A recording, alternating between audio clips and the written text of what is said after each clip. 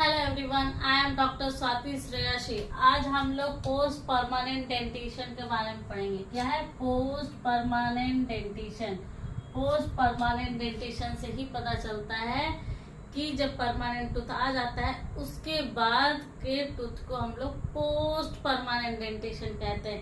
अब ये समझिए कि हम ये क्या कहना चाह रहे थे आपको। होता क्या है कि जब किसी के मुंह से सारे दांत निकलवा देते हैं, जो उनको पूरा डेंचर बनाना होता है, पूरा परमानेंट टूथ निकलवा देते हैं। जब हम लोग डेंचर उनको लगाते हैं तो अचानक से क्या होता है कि नीचे से भी परमानेंट टूथ आना शुरू हो जाते हैं किसी किसी में।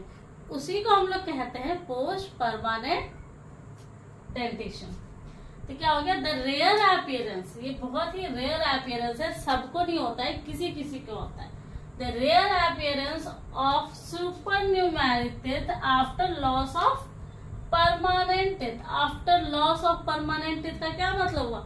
जो आपका परमानेंट टीथ था सारा, वो सारा खत्म हो गया आफ्टर लॉस। उसके बाद भी जो एक्स्ट्रा दांत आ रहे हैं वो तो एक तरह से सुपरन्यूमेरी टीथ हो गया, पर उसी को हम लोग पोस्ट परमानेंट डेंटिशन कहते हैं। अगर ये दांत आपका परमानेंट है, ये हट गया, टूट गया, उसके बाद भी आया ये दोबारा यही दांत, तो इसी को हम लोग कहते हैं पोस्ट परमानेंट डेंटिशन। देखिए, a few cases are recorded. कुछ केस रिकॉर्ड हुआ है of person who have all their permanent teeth extracted. मैंने अभी आपको जैसे बताया कि कुछ हम देखा गया, रिकॉर्ड हुआ है कुछ कि कोई एक व्यक्ति है जो कि पूरा परमानेंट टीथ निकलवा लिया and yet have subsequent erupted several more teeth। वो सारे परमानेंट टूथ निकालने के बाद भी उस जगह पे बहुत सारे दांत आने लगे, मतलब दोबारा परमानेंट टूथ आने लगा। परमानेंट टूथ निकालने के बाद पूरा जब सारा एक्सट्रैक्ट करवा दिया गया, फिर उसके बाद भी परमानेंट टूथ आना शुरू हो गया। उसी को हम लोग पोस्ट परमानेंट डेंटिशन कहते हैं। Majority is due to delayed eruption of retained or embedded teeth. Some may represent post permanent और third dentition।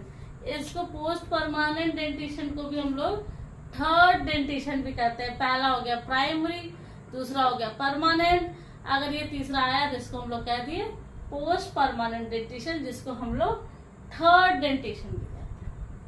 But they are actually multiple बहुत सारा सुपरन्यूमेरिक अनइरप्टेड टीथ। ठीक है, but they are actually multiple supernumeric unerupted teeth. मतलब क्या हुआ कि actually क्या होता है कि बहुत सारा मल्टीपल सुपरन्यूमेरिक अनइरप्टेड टीथ होता है, जो कि परमानेंट सारे टीथ निकलने के बाद ये इरप्ट होना शुरू हो जाता है। It probably develops from a bud of the dental lamina। ठीक है, it probably develops from a bud of the dental lamina beyond the permanent tooth germ। Beyond the permanent tooth germ, इसी को हम लोग पोस्ट परमानेंट डेंटिशन कहते हैं। अब हम लोग ये थोड़ा सा फिगर देखेंगे। एक्चुअली ये फिगर जो होता है क्या होता है, ये एक्सरे में ज्यादातर आता है। ये नॉर्मल तो आप कैसे दिखाएंगे, जैसे कि दांत निकल गया, फिर उसके बाद फिर दोबारा दांत आ रहा है, तो ये एक्सरे में आपको ज्यादा पता चलेगा कि टूथ है, उसके नीचे परमानेंट टूथ आया हुआ है, उसके बाद भी सारे जगह से आपको एम्बेडेड टूथ दिखेंगे। हम आपको ये फिगर में दिखा,